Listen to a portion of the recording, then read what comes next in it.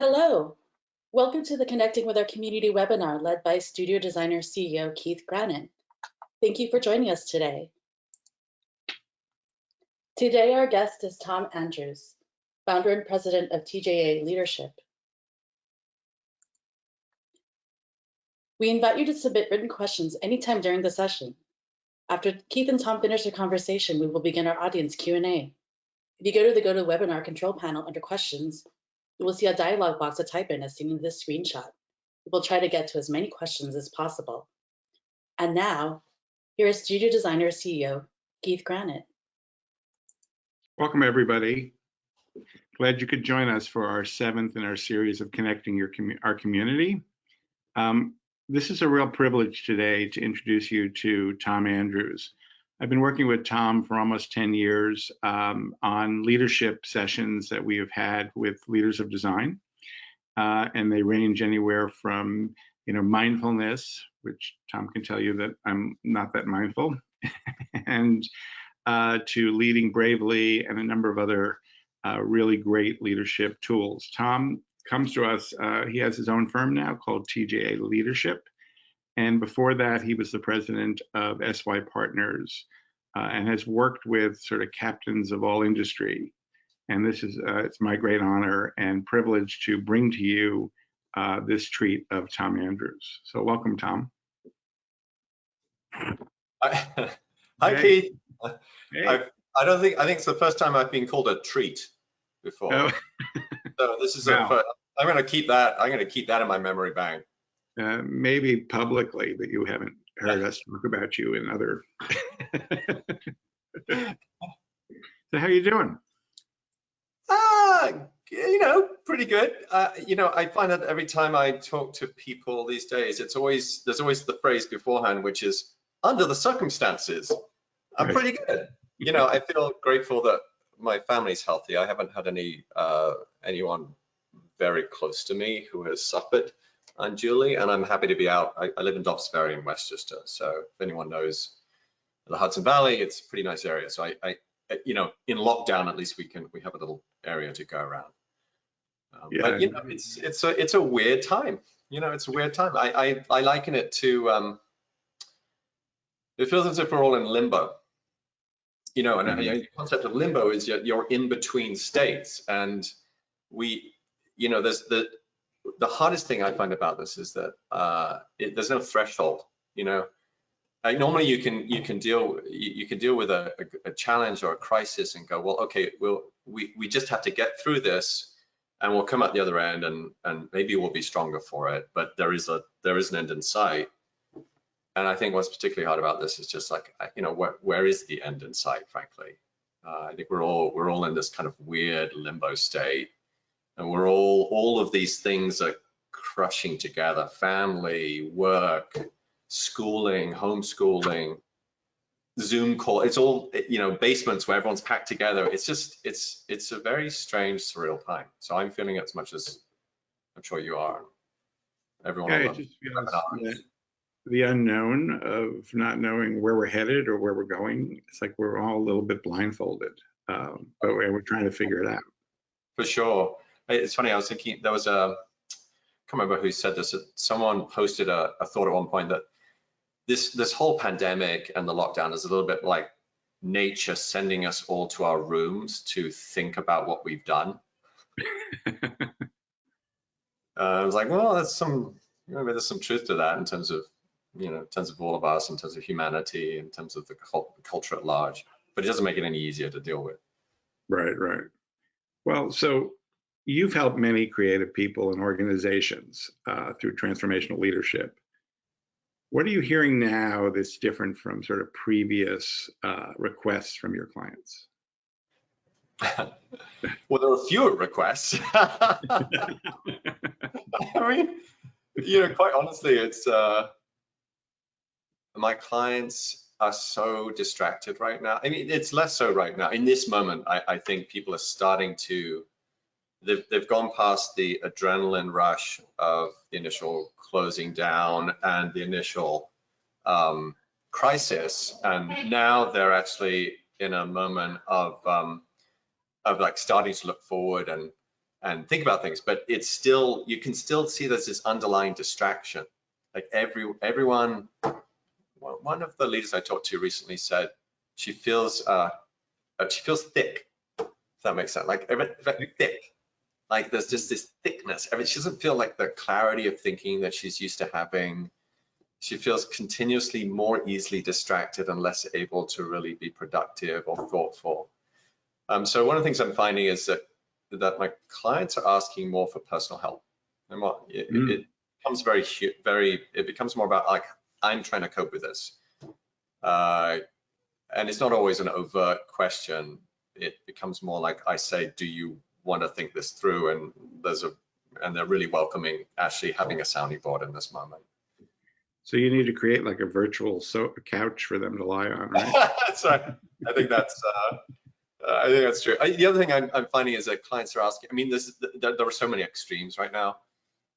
Some clients really have their shit together, others don't, depends on your industry. And I'm finding one of the things that's come up is this question of how do you balance being, like as the leader, you want to create a vision for the future, you want to inspire people about what's possible, and you want to be positive. But when you don't know when this is going to end and you have no control over it, there's so much uncertainty. How do you balance being positive with being realistic? So I'm getting that question a lot, and it's also problematic for a lot of people right now that, or if you have a bigger organization, there are so many different experiences that individuals are happening.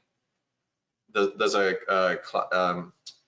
leader I know who runs is a head of HR for a global company, and she has staff in Georgia and she has staff in San Francisco, and the staff in Georgia are chafing at the bit to come into the office and going, why won't you let us into the office? The staff in San Francisco are going, I don't want to go into the office ever again.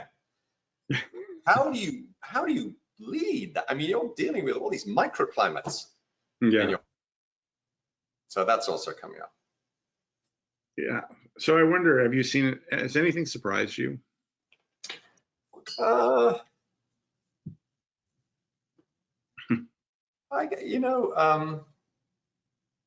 sure I have a feeling like you've probably been surprised by this too.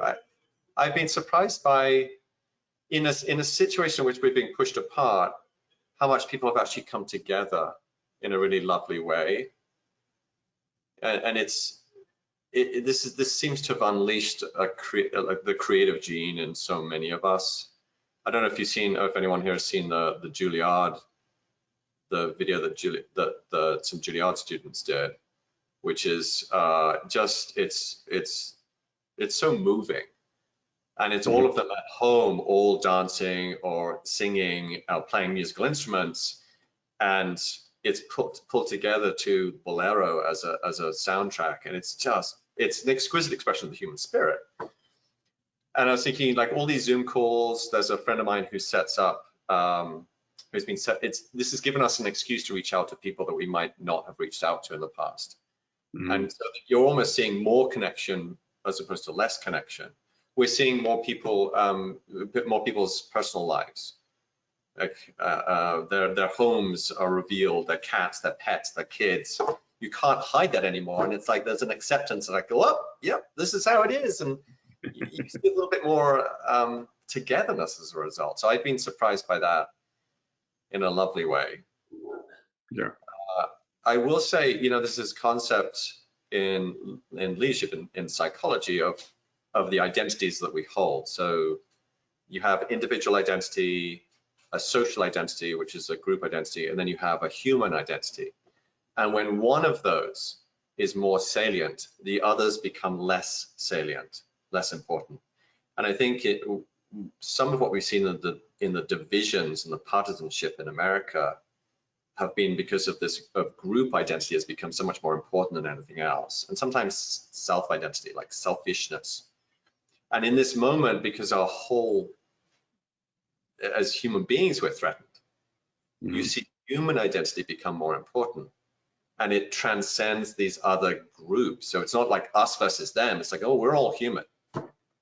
We're all in this. And I think I would love to not go back to being so passed into groups. I'd love us to think more about human identity as just as important as group and individual.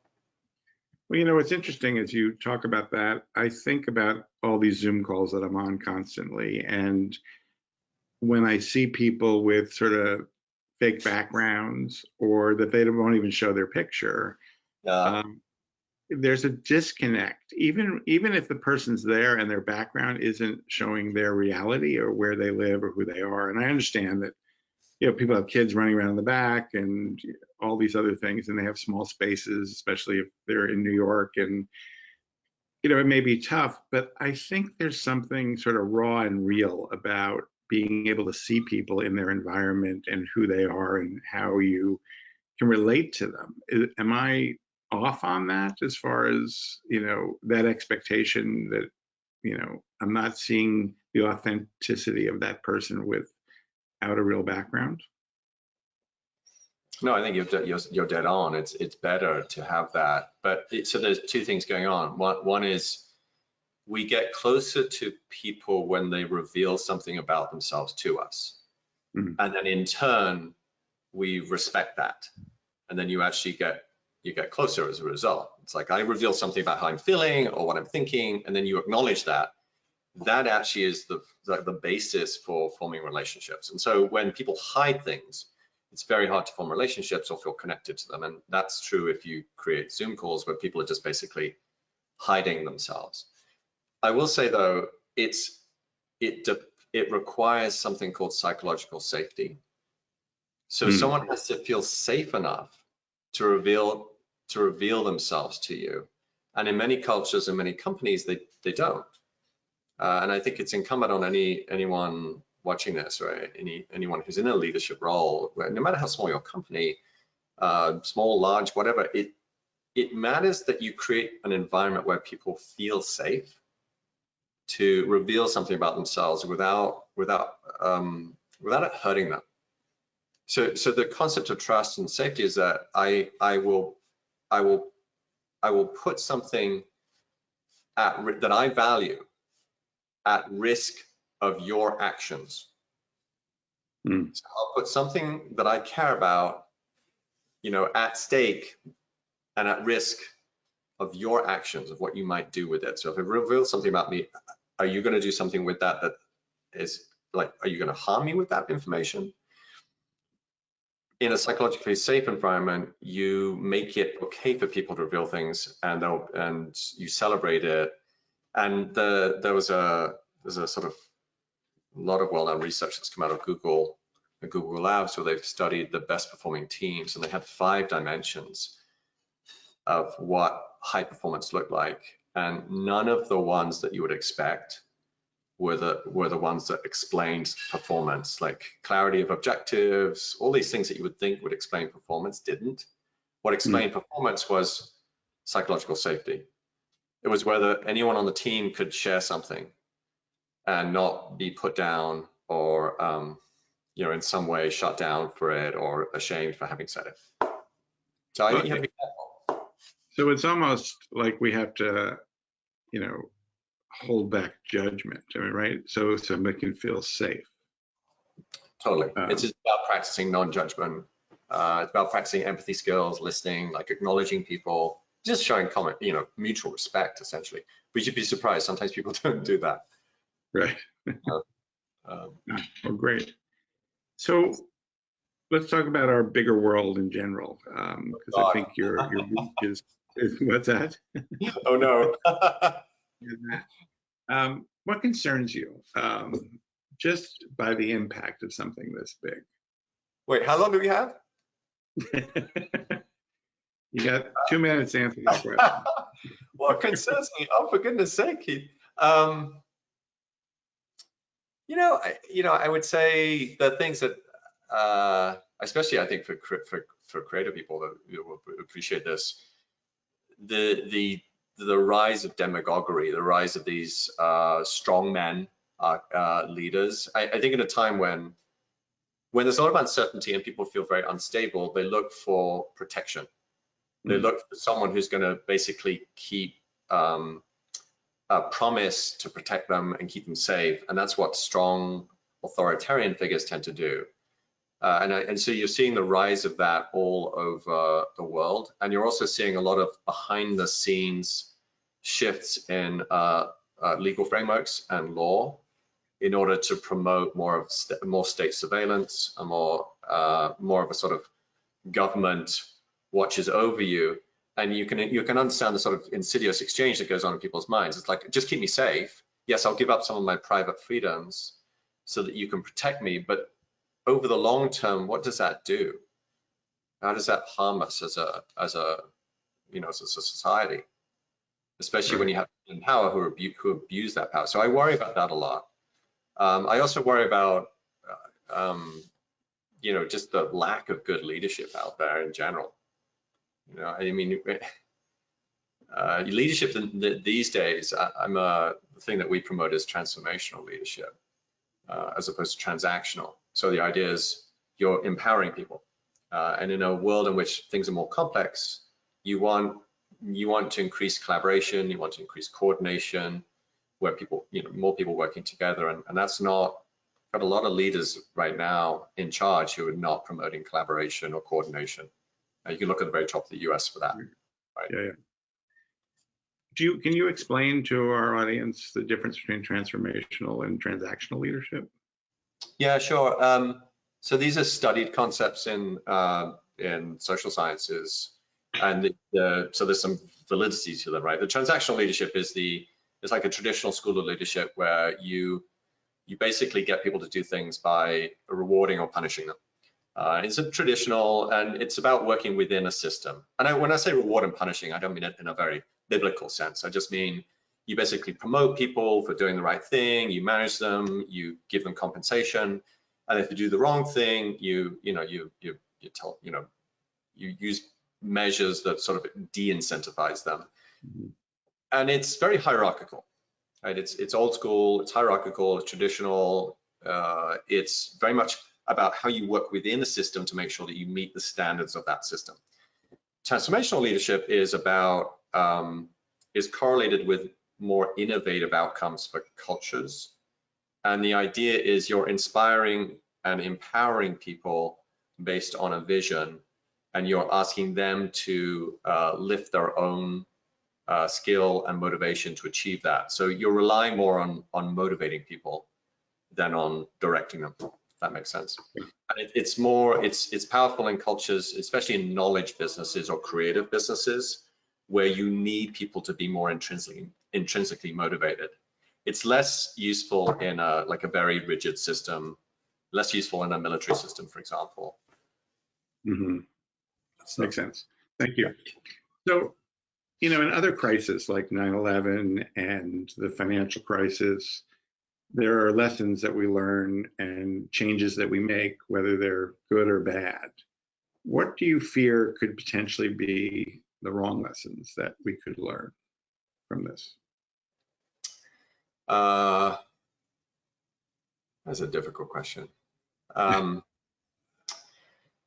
Well, I mean, because I think we're still trying to figure out what are the right lessons to learn from this. With a wrong lesson, a wrong lesson might be. So I tried. I was like one of the last people to try to get a chest freezer in the United States, as far as I could tell. I called up. I was like, oh, maybe I should actually get a chest freezer because there'll be less meat available. And I call up, and the woman at the other end of the line at Lowe's basically laughed at me and said, "There are no chest freezers here." I said, "Well, do you know if anyone, does anyone have?" She said, "No chest freezers anywhere." And she hung up on me. I'm like, wow, God, I was just really late to the party here. I think they all sold out in the beginning of March. It turns out most of them are made in China. Mm-hmm. One of the wrong lessons I think we could take from this is we should never rely on any other country again. We should basically become more and more isolationist. So I think the country was already on that track, right? The sort of anti-globalization, more nationalist movement. And I think there's a lot of there's some good reasons for why people felt hurt by globalization, really good ones. But I also think a wrong lesson from this would be to take away that we should continue to be just America first, really isolationist. and try to become invulnerable as a single nation. I don't think that's the way. I don't think that's the way society grows. I think you have to think of interdependence as much as independence. So I worry that's probably the biggest thing I worry about, frankly.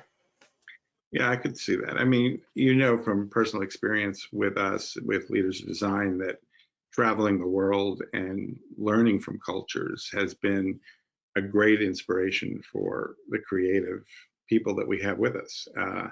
So I would hate to think that we would become more isolated and lose that inspiration and ultimately a lack of creativity that comes from that. Hell yeah. Yeah. Yeah. I definitely think that's a wrong lesson we could learn. So another question I have for you, because we're all human beings, and you know, we work together, especially creative people, and now being sort of in this isolated world. You know, what is that going to be like, and you know, how do we sort of bring that back together in a way that we all feel safe and comfortable, but we don't sort of lose that collaboration that, you know, has been taken away to some degree in this isolated world. You know, I fear that, you know, we either will go back to just the way it was and not learn anything from it, but also I fear that we are getting used to thinking alone, and that's never healthy, right? What are your thoughts on that? Is your question really? I know it wasn't a very clear question. Is it about too much thinking alone, Keith? Yeah, got to get you out of that house. You know, is it about what we need to not forget, or is it, you know, is your question really about a skill we need to lean into when we come back together, or is it what do we need to preserve?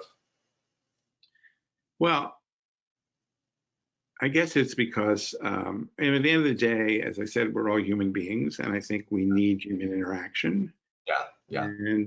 And I mean, we were talking about with a bunch of people yesterday about what they miss the most. And besides most people saying they wanted like pedicures and massages and things like that, many people said hugs. I want to be able to hug somebody. And you know, it is that sort of human connection that feels really weird and awkward. And then I was talking to a major New York designer who obviously has been isolated because he's in the hotspot like you guys. And he said, you know, I'm just going to tell you that the working from home thing works to some degree, but the creativity we have when we're in the room with each other, we're touching fabrics or we're sitting in furniture and we're thinking together is so powerful that I don't think it could ever be substituted, as much as I think we can come up with some hybrid between working at home but that real juicy creativity side happens when we're in the room together. I mean, I think we will emerge at some point. I think that the tough part is knowing when. The thing I miss a lot is the notion of serendipity. That there's a humanness to not having to always force interactions or manufacture them through screens, but just be in flow. There's something called in dance, it's called entrainment, where it's because we as human beings, we tend to mimic each other, and we mimic each other's facial expressions. In order to have empathy for someone else, you actually have to form that impression of them on you. So you'll notice people start, as they spend more time together, they'll start to mirror each other's gestures, reflections, and it's our way of processing things. And it's very hard to do that on video. So one of the things that I'm seeing more of a trend of right now is more phone calls, because you're no longer trying to process the video feed. You're simply listening to the tone of someone's voice, and you can actually be a little bit more intimate with voice without trying to process a video feed. And so the thing I would want us all to remember is both that we don't have to manufacture everything, that we can look for serendipity, and we should encourage a sense of belonging and closeness when we go back out into the world, and find ways to do it until we can eventually do it with a vaccine, and a peace of mind. But in the meantime, I think it's finding all these moments of serendipitous connection, perhaps. And I guess I'm not being super cogent here. I guess what I mean about that is, don't try to plan everything. Like, if you feel like calling someone, just call them. Don't make everything a Zoom call. Don't make everything a schedule. Try to keep some time open and just call people. I think that's important, and that's because that's what happens in real life.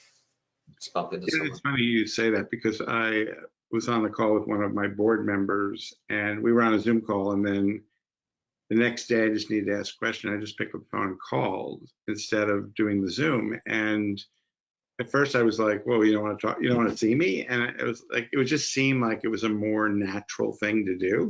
Yeah. Where it's now with Zoom, it's sort of forcing us to, like, you don't want to, I love being able to see you and talk to you this way. But in all times, sometimes it makes sort of an obligation to be on the phone a little bit longer. And if it's just a quick question I need an answer to, I don't think that we should have to rely on this as the be all end all of communication. No, there's been some interesting research on this recently too, that there is this tiny lag. Even if someone has a decent video link, there is always a tiny lag, and the fidelity of people's faces on screen is not as good as in real life, obviously. And what we're doing subconsciously is we're constantly reading we're trying to read every little gesture, because this happens at a tiny, subtle, subconscious level. It's beautiful, it's amazing. But because it doesn't work well on video, I don't know if anyone's had this experience, but after a lot of Zoom calls, I feel exhausted. Much more so than if I were in real life meetings, I'd probably feel energized. But after Zoom calls, after a series of them, I feel tired. And I think it's because we're constantly processing. We're trying to do something that I'm not succeeding, because it's so hard. That's why I think picking up the phone, it relieves us of that burden, and we can just focus on listening to someone's voice, which conveys a lot, actually. Yeah, it's a really good point, because I do find myself also exhausted, and I am tired of looking at myself for one. But also, most people spend half the time looking at their own camera view. Then I find, like, if I do this, like, oh, there he's reading his email, and I'm like, no, I'm just. So you just have to stay so focused on that person, which we're not used to. Like in a meeting, you could look down at your notes or take notes, and it doesn't look like you're distracted. So if you were to think about or pick one thing that you've experienced that has changed a habit over this time that you think people should keep, or that you personally want to keep, well, what would that change be? I don't know if it's a habit yet. I'm still thinking. I'm feeling that this slowing down, this sort of collective, and that's not slowing down for some people, by the way. I acknowledge that some people are just slammed with work. Frontline healthcare providers, people in HR right now for businesses, they're slammed with work. I think generally the pausing of the machine of the economy has I think caused many of us to stop, kind of pause and ask ourselves what really matters in life. And I know that a lot of people have enjoyed some aspects of that, like spending more time with their kids, actually having dinners together socially. For those who can do that and have experienced that, and that's true for me, there's something about just slowing down a bit to go, what was the what was the path I was on? Like, is it always about this constant, like, can I get to the next thing and achieve this and get this X 10% increase in revenue and these new clients? Does this give us permission to just rethink what we want out of life in a far more, far more meaningful way, I suppose? I don't know if that makes sense. I don't want to lose that. I don't want to like go straight back into great. Let's get that rat race going again. Let's pump up that GDP. Let's actually figure out, no, what do we really want to make? Because we have big issues out there, including, you know, climate change. Right. Yeah. I mean, for me, it was a rat race, or it's, you know, at some point it still is, but it does make you stop and think, you know, what do these next years look like? And how do you pace yourself in a way that there's more joy than just, you know, doing more. I think we need to reset your priorities. A bit of this gives us, I think, permission to reset our priorities. Yeah, that's great. I think that's true. I want to open this up to questions to our audience, but let me ask you one more question, which is, have you seen sort of any game changers in any of the organizations you've worked with that really have made a difference? I mean, it hasn't been that long, but just wondering if there's anything. Can't say I've seen game changers. I think this is all unspooling as we speak. I think so much is unknown. I do think the businesses that are going to do well right now are those that actually have a shift in mindset from how do I just keep going, to what does it look like to emerge stronger? And there's a way, I think, of asking ourselves a more beautiful question about our businesses, about our organizations right now. And by more beautiful question, I mean a question that instead of promoting fear, it's a question that promotes creativity. Mm-hmm. So like a standard question we might be asking right now is, how do I cut costs to survive? Right? You could ask that question differently, right? In a more creative way. You could ask the question not how do I cut costs to survive, but what could I make far more efficient about the way we work that we never gave ourselves permission to do before? Mm-hmm.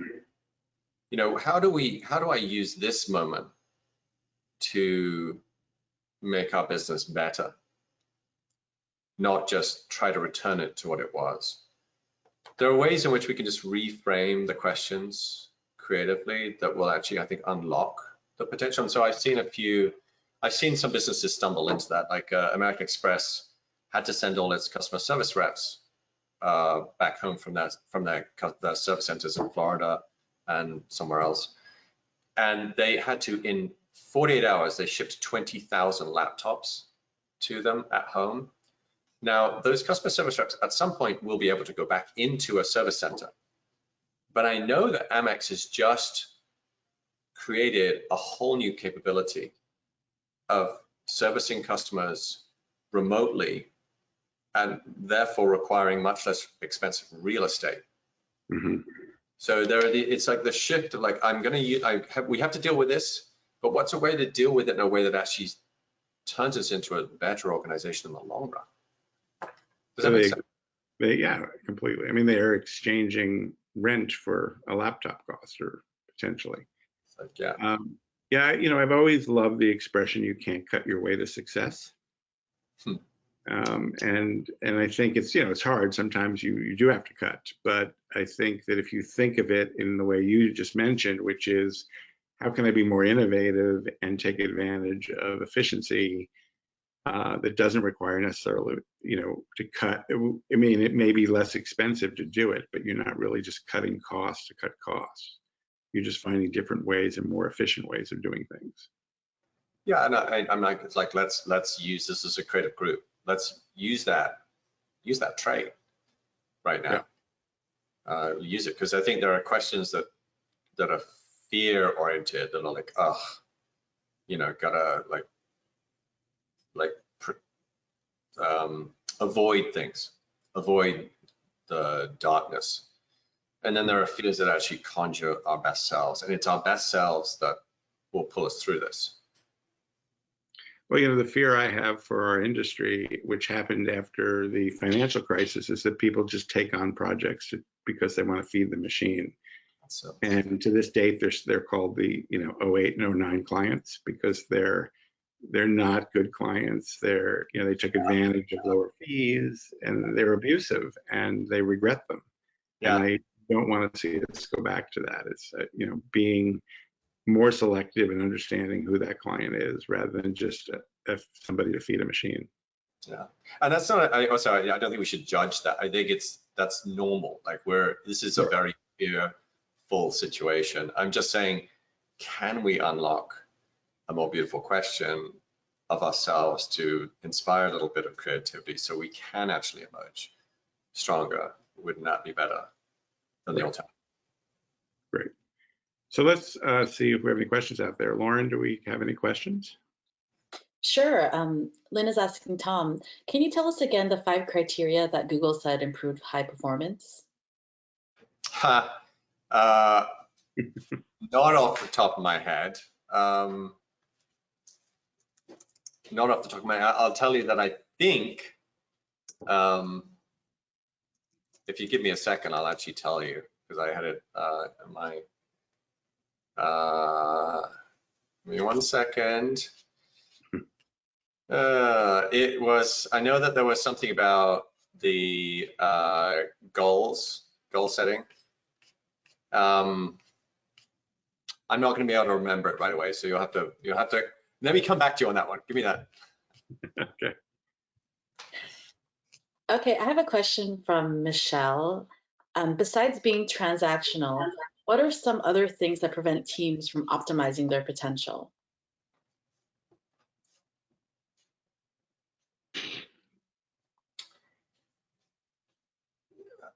The biggest thing that I think hinders a team from optimizing its potential is a lack of, as a general rule, it's a lack of teamwork. So around emotion, it's an emotional intelligence, basically. So putting aside the Google question, because I don't want to misrepresent their work, there's, from our perspective, there are 4 factors to, actually 5 factors to a really strong teamwork. One is just, how do you design the team in the first place? So if you make your team too big, it's a lot harder to have it be effective as a team. So that's one factor. The other factor, though, is about what we call mutual accountability. So the idea that any team can only be a team if it has a really clear shared goal and shared vision. And the clearer you are about that, and the more that you create a charter for the team that's based on some kind of really clear sense of goal, the more effective that team can be. And there's lots of research that validates that. The important thing there is that you actually have to make sure that there's a shared goal. So sometimes you'll find with leadership teams, for example, they think that the company goals are the team's goals, but actually the company goals are the company goals. The team goals have to be about what the team's going to do in relationship to those company goals. So that's mutual accountability. The other factor is actually inclusive communication. And this is the factor that's most correlated to psychological safety and the Google work. And the idea is basically that you're really including every voice in the conversation, and you're making the most of everyone's different perspectives. Because the only point of having a team is that you have different perspectives that then become integrated. And if you're not good at inclusive communication, which is basically, it's listening skills, it's synthesis skills, it's your ability to actually avoid bias in team situations and not judge people as they're speaking, the more you're going to create a psychologically safe environment, and the more that you're actually going to be able to synthesize really interesting ideas and creative solutions that you could not do if you were just one person or two people or a homogeneous group that doesn't have that skill. And then the fourth factor is around learning. So the best teams, you can look at organizations like Pixar, you can look like the Googles of the world, or Disney, in fact, is a good example. The best teams are really good at learning, and specifically learning from failure. In our work, we also ask teams to learn from success, not just failure, because there's an obsession with always learning from failure, but you can learn a lot from success as well. But we fear failure, so that's why there's a lot of study about learning from failure. And there are various mechanisms around that, like rituals that you have because of human bias and our fear of shame and our fear of being failures. There's a fear of failing, so people don't try to learn from failing because they're too worried about how their egos or their social standing. And so you have to put in these really clear mechanisms for a team to override that, like after action reviews and rituals like that. And then the last factor is what I would call esprit de corps. So this notion of belonging to the team as something that's bigger than yourself. And that's how you show up actually believing in the team. And it's the me to we mindset shift. And you can do that with more social processes with teams themselves. And if you want an acronym, it's SMILE. So the structure, mutual accountability, inclusive communication, learning, and esprit de corps. Just an easy way to remember. That's cool. I think remember, I have a favorite quote that I came up with during a retreat, which is that fear is a weakness and vulnerability is a strength.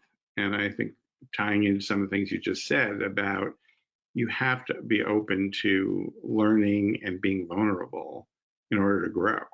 And the thing that stops people the most, in my experience, has been fear. Yes, totally. I mean, the basis for all of our work is always this paradigm ultimately underneath everything, which is love versus fear. So when we're in a state of fear, heightened threat that activates our amygdala, we shrink, as leaders, we shrink into protection mode. It becomes about ego. It's very hard to lead or inspire other people that way. And when we're in a state of love, which I use very broadly as a word, it's more about what are you doing for other people? What's the higher ideal? What's bigger than you? I mean, in that state, you're a much more effective leader. Mm-hmm. Great. Okay, Keith, I think we have time for just one more question. Kara is asking Tom, you mentioned creating psychological safety and making sure my team can share something without fearing reprisal or being shamed. Do you have any suggestions or specific activities I can do with my team to encourage that and increase collaboration within my team? Can you repeat the question one more time? Sorry. Sorry. You mentioned creating psychological safety and making sure my team can share something without fearing reprisal or being shamed. Do you have any suggestions or specific activities I can do with my team to encourage and increase collaboration? Yes. That's a broad topic. There are lots of things we could do around that. I think so I'm trying to think of what would be the best ones. The starting point is always setting an expectation that it will be a safe environment. So also, by the way, I would encourage you to look up Amy Edmondson. Again, that's Amy Edmondson, who has pioneered so much of the research about psychological safety. And the two things if you look there, she's got some articles in HBR about which Keith, I can send the links out afterwards. Okay. That talk a lot about all the things that you can do to create safety and safe environments. But one of the first things you can do is really set the guidelines. So as a leader, it's like, what are the principles by which we will be together as a team? And one of them is going to be that we can be open and vulnerable and and save and share ideas without fear of reprisal. So set the terms. I think another important one, at the very least, that I encourage you to do is whoever's the leader, everyone's always watching you. And what you choose to do and how you interact with other people sends far more important signals than I think any of us ever really realize. And so if you can be vulnerable, and I don't mean like, oh, like loosey-goosey, open up every emotion in your body to everybody. That is not what vulnerability is. But if you can be vulnerable to being wrong, you create that space for everyone else to say things without fear of being wrong. And a simple example of that is saying things like, I could be wrong about this, but, or tell me what I'm missing. Is there something missing in what I just said? Or I made a mistake yesterday. I just want to go over what I did and what I've learned from it. Any instance where you show that you are okay, that you yourself are capable of making mistakes, are open to making them, and celebrate learning from them, you will model that for everyone on the team. So that's a super important point. There's a lot more, but I would encourage you to look at Amy's work, and I can send some of that out afterwards. By the way, the Google stuff, I did find it. Psychological safety was the most important one. That's the one I always remember, so I forget all the rest. But dependability, structure and clarity, meaning and impact were the other 4 factors. So I can give you, Keith, I'll give you the link to it's called Rework on Google. Sure. Psychological safety, dependability, structure and clarity, meaning and impact were all the factors that came out of the work in terms of high-performing teams. But above and beyond all others, the single most important variable was psychological safety. That's fantastic. Well, Tom, I think we're going to wrap it up. I want you to know that I am forever your student. That's right. I am but a student myself, Keith. So this is always. I think we all need to keep learning, right, and always looking for opportunity. But I do appreciate this very much, that you took the time to be with us, and just thank you. And hopefully we can see each other and work on something new soon. But I look forward to that day. Likewise. And to all of you out there, hang in there and have hope. Have hope. And optimism. Hope is interesting. Hope is about a little bit of defiance in the face of adversity. So keep watering that hope. Nice. Thank you, Tom. All right. Take care, Keith and team. All right. Take care. Lauren, it's all yours. All right. Thank you, Keith. Thank you, Tom. That was a wonderful presentation. Next week, our guest on May 13th is Meg Tauberg, founder of Metworks Incorporated. We hope that you can join us next week at the same time. You can register from your Studio Designer dashboards. And if you have any questions or feedback about this session or any sessions, please email hello@studiodesigner.com. Thank you so much for being a part of our Studio Designer community.